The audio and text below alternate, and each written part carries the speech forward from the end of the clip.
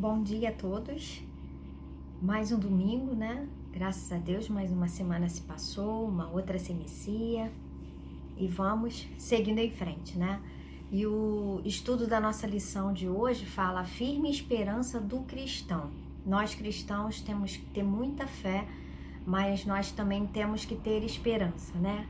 Esperança não pode morrer nunca, né? A gente tem que sempre acreditar que as coisas...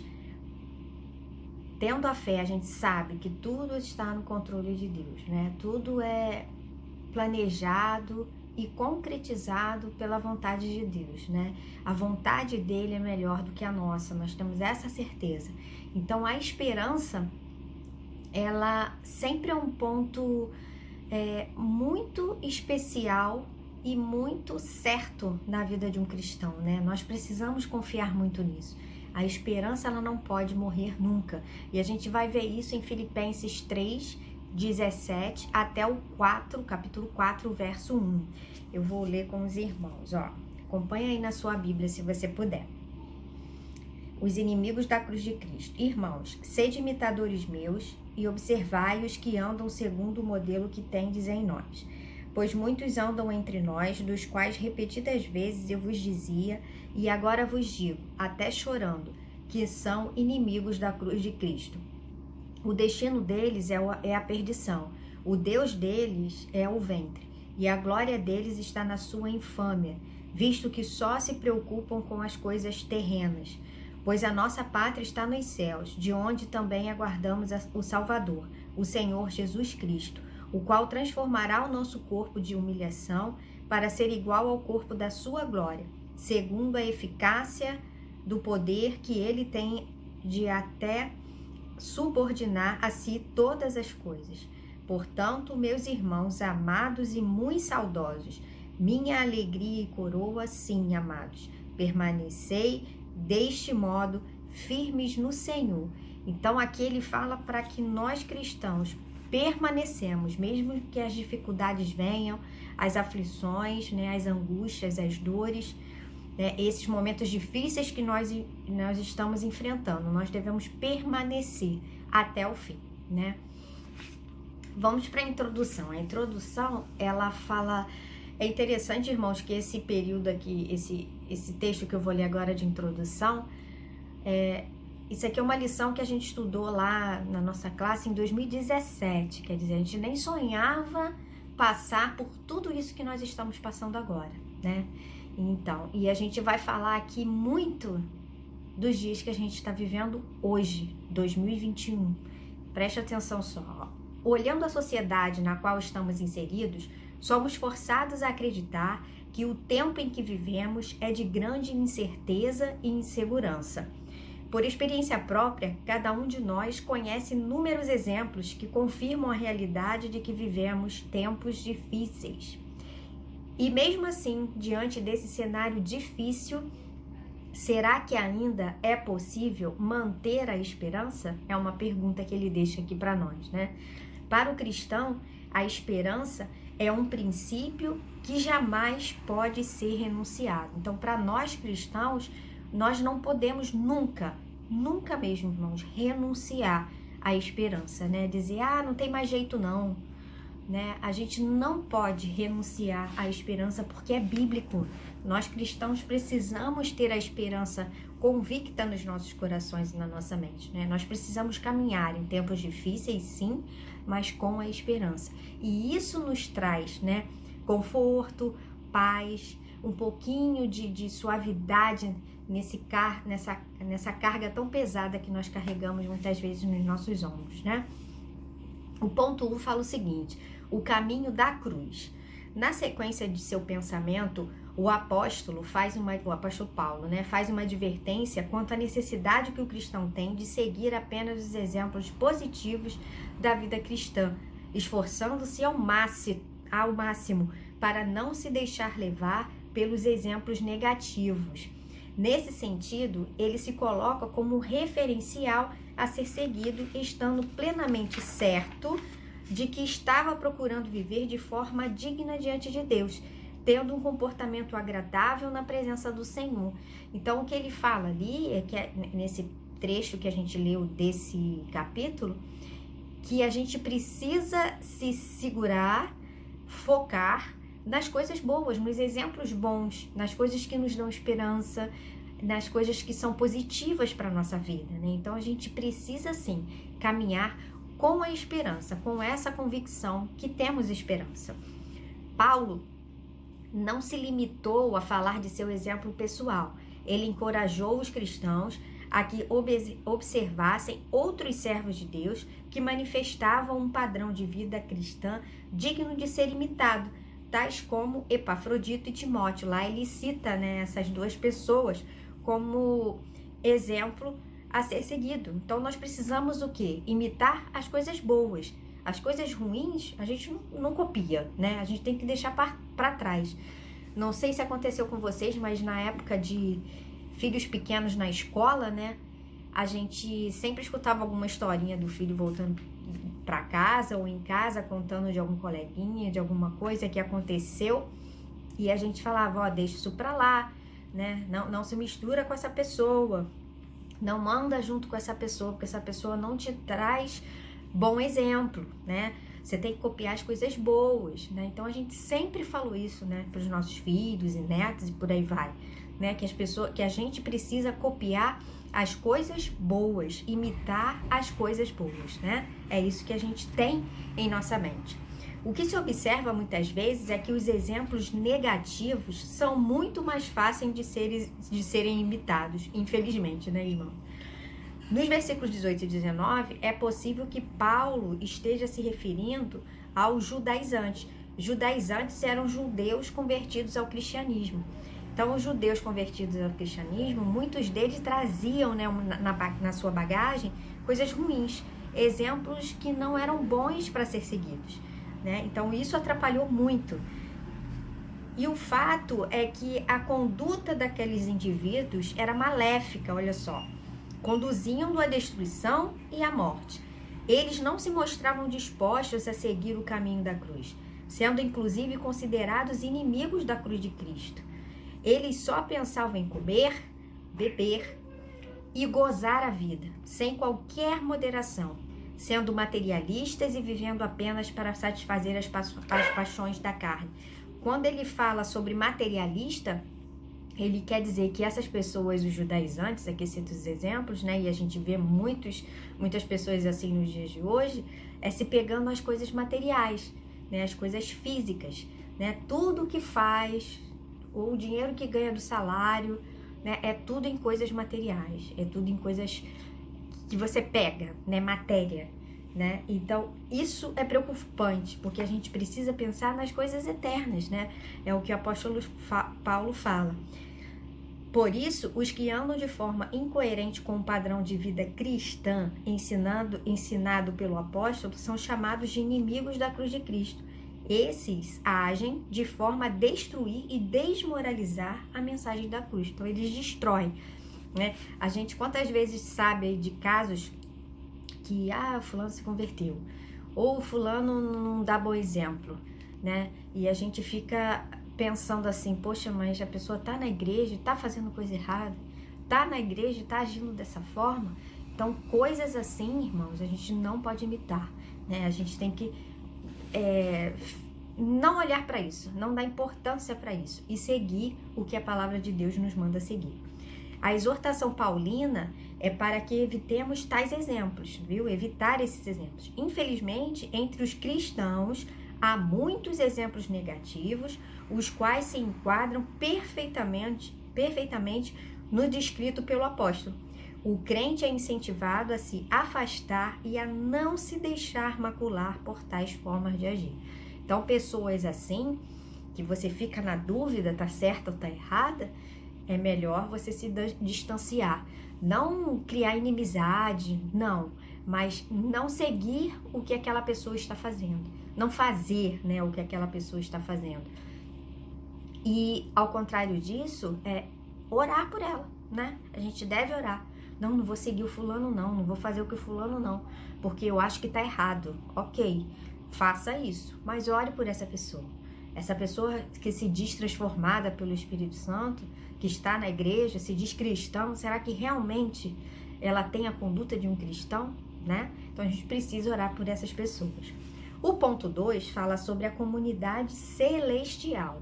Nos versículos 20 e 21, Paulo ensina que nossa cidadania se encontra nos céus, né? Nós precisamos fazer as coisas aqui na terra pensando no lar celestial que teremos, né? Porque aqui a gente vai morrer, ou Jesus vai voltar, e a gente vai deixar tudo por aqui, né? Então, ter um conforto é legal? Legal, né? Passear, viajar, quando dá, né, irmãos? Quando pode se passear, né? Ultimamente a gente não tá podendo muito. Mas fazer todas essas coisas, não tô dizendo que é errado, né? Essas coisas materiais, elas são ótimas, traz prazer para nós, né? Traz descanso para a cabeça, para a mente. Muitas vezes a gente está cansado, sobrecarregado, e a gente precisa dessas coisas, né? Se vestir, usar uma roupa bonita para ir na igreja. Antigamente era assim, essa roupa aqui eu comprei, eu vou usar a primeira vez na igreja. Não sei se já aconteceu com os irmãos, mas eu tinha muito essa mania, né? Eu gostei tanto desse vestido, eu vou guardar, vou usar a primeira vez na igreja. Depois eu uso em outros lugares, mas a primeira vez eu quero usar na igreja. Então, essas coisas materiais são importantes para a nossa vida, sim. Não estou dizendo que a gente não precisa delas, a gente precisa delas, sim. Mas o amor a essas coisas é que não é legal, né? As pessoas que fazem isso, a gente não pode copiar, né? Não traz um exemplo muito bom para a nossa vida. O que Paulo está dizendo é que estamos vivendo na terra, mas nossos direitos de cidadãos, nossa lealdade e valores estão nos céus, onde Cristo, o verdadeiro Senhor, está e de onde virá. Isso quer dizer que essa cidadania não é um direito adquirido com esforços próprios, mas é assegurada por meio de Jesus. Então, o galardão que teremos lá no céu, a nossa morada lá no céu, não é a gente vai ter porque a gente merece, né? Porque a gente aqui na terra, a gente fez, nossa, muita coisa boa, a gente ajudou muita gente. Isso é legal, irmão, a gente precisa fazer, a gente precisa ajudar. Mas não com a intenção de que fazendo isso, né, essas boas obras, a gente vai ter o galardão no céu. Não, é pela graça e pela misericórdia de Deus que nós teremos essa morada lá no céu. Precisamos de Jesus para que sejamos cidadãos dessa pátria celestial. Os cristãos sabem que precisam desenvolver sua missão com fidelidade e responsabilidade para que o reino de Deus venha sobre a terra, como Jesus ensinou na oração do Pai Nosso. No entanto, por outro lado, eles sabem que a sua terra é o céu, tendo Cristo como seu referencial. A ele devemos procurar imitar no dia a dia da caminhada cristã. Então, se tem uma pessoa que nós devemos imitar, copiar o exemplo dela, é Jesus. Né? Ser uma pessoa pacífica, o que é difícil pra caramba. Ser uma pessoa boa demais, que ama muito ao próximo, né? Como Jesus foi judiado, perseguido, maltratado, e ele respondia o quê? Com carinho, com amor, né? Ele perdoava. Isso é outra coisa muito difícil nos dias de hoje, perdoar, né? E aceitar esse perdão também é muito difícil. Então, tudo isso a gente precisa ter na caminhada cristã. Então, se tem um exemplo que a gente precisa imitar, Jesus, né? Não imita ninguém, não. O coleguinha, não. Imita a Jesus, que a gente vai estar, no caminho certo. E o terceiro é a gloriosa ressurreição. Paulo descreve a vinda do Salvador Jesus, que virá e transformará nosso corpo de forma que esteja em conformidade com o seu corpo de glória. Essa transformação do corpo, que é obra exclusiva de Deus, revela que não podemos alcançar a perfeição por esforço próprio, pois não há em nós nada inerente que possa justificar essa capacidade para a perfeição. Então aqui é nítido, é claro, né, que nunca teremos com esse corpo aqui, terreno, nós nunca alcançaremos a perfeição. Aqui na terra não, mas lá sim. Lá nós alcançaremos aquele corpo incorruptível, tudo lá será maravilhoso, nós vamos usufruir de tudo que é belo, de tudo de melhor que Deus tem preparado para nós.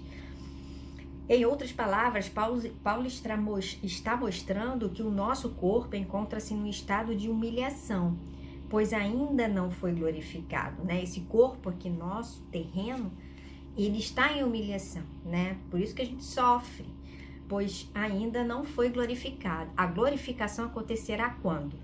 Quando estivermos lá no céu. na chamada, na vinda de Jesus, né? Aí sim, ele serve apenas para o período em que vivemos aqui, mas no estado em que se encontra, não é apresentável diante da glória de Deus. Do jeito que a gente está aqui, né, nesse momento, isso não é apresentável à glória de Deus. Nós vamos nos transformar para nos apresentarmos a Deus, né? Isso será uma transformação que só Ele nos dará, né? Só lá teremos essa transformação. Como peregrinos neste mundo, precisamos entender que a firme convicção cristã passa pelo caminho da cruz, na certeza de que a nossa cidadania está nos céus. Lá estaremos glorificados e não mais haverá nada daquilo que é próprio dessa vida terrena. Graças a Deus por isso, né? Lá não teremos nada dessa vida aqui terrena, nada. Tudo que a gente vai ver lá, vai presenciar lá e vai sentir lá, são coisas de lá, né? Então a gente não tem aqui na Terra como contar nada, porque a gente não foi lá ainda, né? A gente vai para lá um dia. Então tudo que vai ser, que a gente vai viver lá, é só lá, né? É só lá. Então a gente não tem ideia das coisas maravilhosas que vamos usufruir.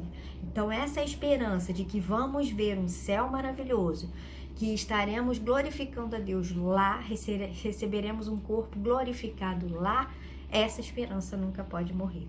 Então a gente precisa aqui na Terra, né, copiar os bons exemplos, ter esperança, não podemos deixá-la morrer nunca, de que um dia isso vai acontecer. E de que dias melhores virão, e que o Senhor está conosco. Essa esperança não pode sair de dentro do nosso coração nunca, né?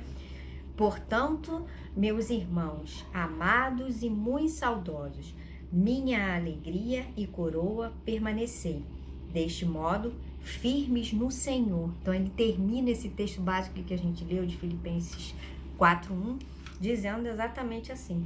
Portanto, meus irmãos amados, né? É com carinho, é com amor que ele fala tudo isso. Tanto para aqueles lá que ele deixou, quanto para hoje. Se ele estivesse aqui hoje, com certeza ele falaria isso para nós, né? Que nós estejamos firmes no Senhor. Firmes no Senhor quer dizer o quê?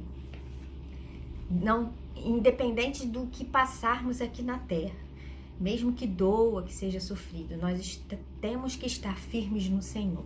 E essa firmeza no Senhor, ela nos proporciona essa esperança que a lição fala, né? Essa esperança que não pode faltar em nossos corações. Então, vivendo tudo isso que nós estamos vivendo nos dias de hoje, né? Desesperança, né? O mundo está afobado demais, nós estamos em plena tribulação, né? Dias difíceis estamos vivendo, a gente não consegue muito enxergar em dias muito próximos uma saída para isso tudo, mas nós temos que ter o quê? Esperança, é o que a lição nos diz. A esperança não pode morrer nunca. Nós devemos acreditar, confiar no Senhor, porque só Ele que nos dá esse conforto, esse descanso e essa paz. Amém? Que Deus possa estar abençoando a lição de hoje, falando aos nossos corações, e que nós possamos ter uma semana aí com esperanças, com muitas esperanças, né? Em nome de Jesus. Então vamos orar.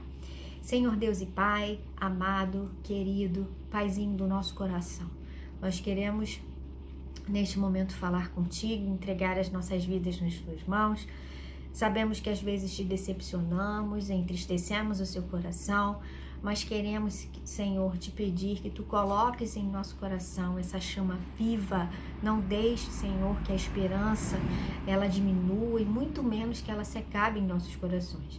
Que nós possamos ter a fé aumentada a cada dia, confiarmos mais em Ti, buscar mais a Tua palavra, seguir os exemplos do Teu Filho Jesus, para que nós possamos ser pessoas melhores, vivermos dias melhores.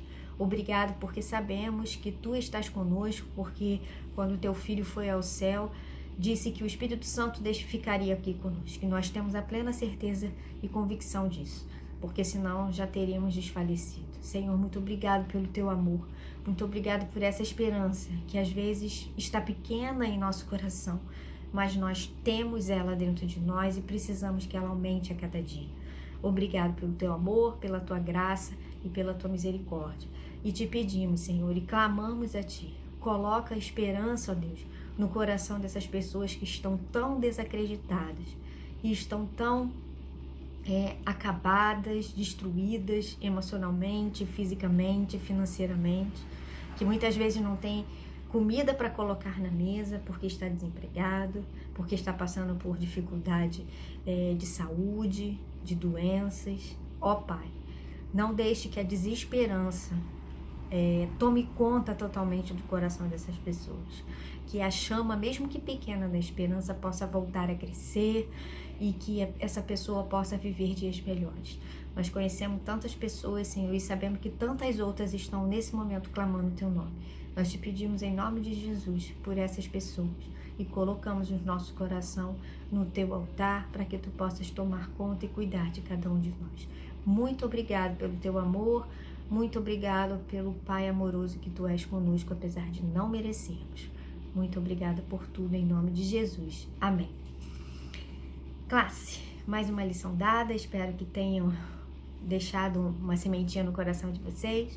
Vamos estudar mais, ler mais a palavra de Deus. Hoje desafio você a ler a palavra de Deus essa semana, a orar, a buscarmos mais o Senhor, para que dias melhores nós possamos viver. Amém? Um beijo para todos, estou com saudades, tá bom? Mas em breve nós temos a esperança, a convicção, a certeza em Jesus de que estaremos juntos novamente. Um beijo e fiquem com Deus.